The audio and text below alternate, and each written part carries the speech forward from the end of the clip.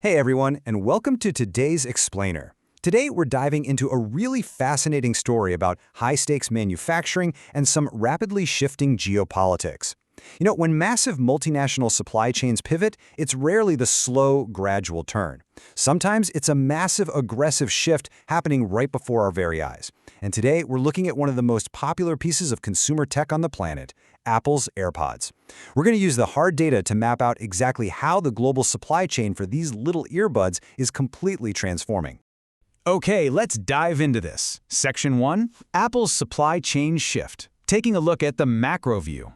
So let me ask you a direct question. And hey, if you're actually wearing your earbuds right now, this is especially relevant to you. Where do your AirPods come from? Like, if you take a look at the tiny print on the back of the charging case, what country is stamped on there? For the vast majority of us listening to this, you'd probably just assume the answer is China. Or, if you've been following tech trends over the last couple of years, you might confidently guess Vietnam. And honestly, for a long time, you would have been 100% correct. But here's the reality, and it's exactly what makes our topic today so compelling. That answer, it is rapidly changing. The traditional manufacturing duopoly that has totally dominated the production of these devices is being actively disrupted by a highly motivated new player. And we aren't just talking about some theoretical future shift here, no way. We are talking about millions of actual units being redirected right now. Section 2, the changing AirPods pie. We're going to be tracking this global shift.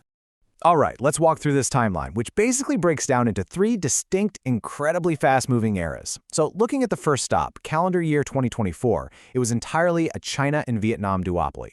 In fact, Vietnam saw a really sharp rise during this period, jumping up to hold 51% of the share, while China held 49%. But then, moving to calendar year 2025, the landscape shifts again. Vietnam surges ahead, commanding 64% of the global share, pushing China's slice down to 35%. But wait, here's the crazy detail. India didn't even start producing AirPods until April of 2025. And yet, by the time we hit the first quarter of 2026, India is rapidly accelerating its share of the overall market. Now, what's really interesting about this slide is the absolute velocity of India's entry. Just look at these numbers provided by Smart Analytics Global, or SAG. In calendar year 2024, India's column is literally at absolute zero. Then, in 2025, reflecting that April start date we just talked about, they managed to grab a mere 1% of global AirPods assembly. But look at that bottom row for Q1 2026. In just the span of a few short months from January to March, India jumps to a 4% share. And as a direct result, you can see Vietnam slipping slightly from 64 down to 62%, and China dropping from 35 down to 34%.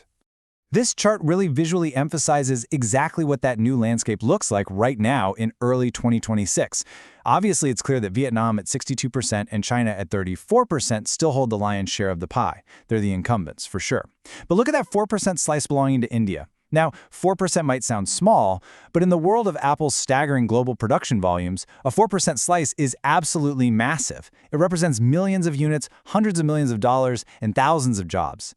India has successfully carved out a highly tangible slice of the pie in under a year of production. It's pretty wild. Moving on to Section 3, Foxconn steps on the pedal. We're taking a micro view into Hyderabad. So here we have a perfect picture of two divergent corporate strategies responding to real-world geopolitics. Traditionally, over in Vietnam and China, a Chinese-headquartered company called Luxshare has been the primary assembler of AirPods. And actually, Luxshare did initially come to India with plans to manufacture there.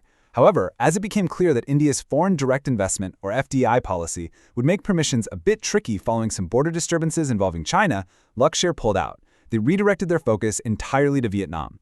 Well, that created a vacuum, and enter Foxconn, the Taiwanese manufacturing giant. Foxconn jumped right in, seized the opportunity, and took over the AirPods assembly work in India, specifically centering their operations down at their major plant in Hyderabad. So the crucial point is that Foxconn didn't just tentatively test the waters in India. No, they dove in head first. They committed a staggering 4,800 crore rupees to this endeavor. And let me tell you, that is not exactly spare change in the supply chain world. When you see a financial investment of that scale, it tells you literally everything you need to know about a company's confidence in a region's infrastructure, its labor force, and its long-term viability. This wasn't just an experiment, guys. It was a foundational play to shift the global supply chain. And what exactly did that massive investment buy them? Well, it allowed Foxconn to execute a plan just last year to completely double their India AirPods capacity, bringing their output to a whopping 200,000 units a month. That rapid ramp-up in output capacity is exactly what drove those fast-moving percentages we were just looking at in the data. Foxconn stepped heavily on the pedal, and the global metrics responded almost instantly. Let's move to and see how this builds. Section 4, the India advantage. Zooming back out to look at the underlying reasons driving all this.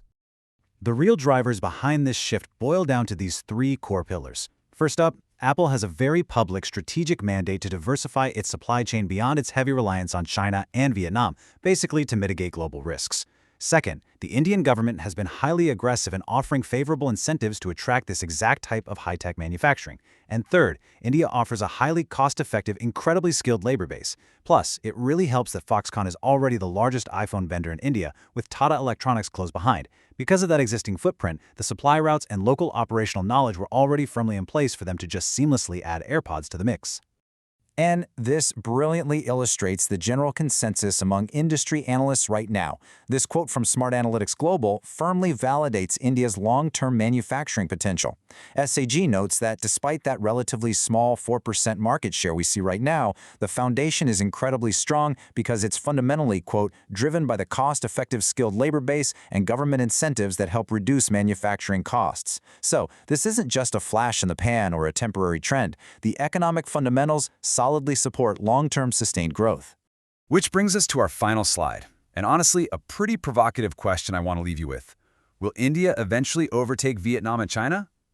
I mean, we've just seen a country go from absolutely zero production to capturing 4% of a highly complex, globally distributed supply chain in less than a year. With billions of rupees in ongoing investment and a heavily incentivized manufacturing environment, the traditional duopoly is officially on notice. The global tech manufacturing map is being redrawn right as we speak, so definitely keep an eye on those tiny labels on your electronics because the story of where our technology comes from is far from over. Thank you so much for joining me for this explainer. Keep learning, and I'll catch you next time.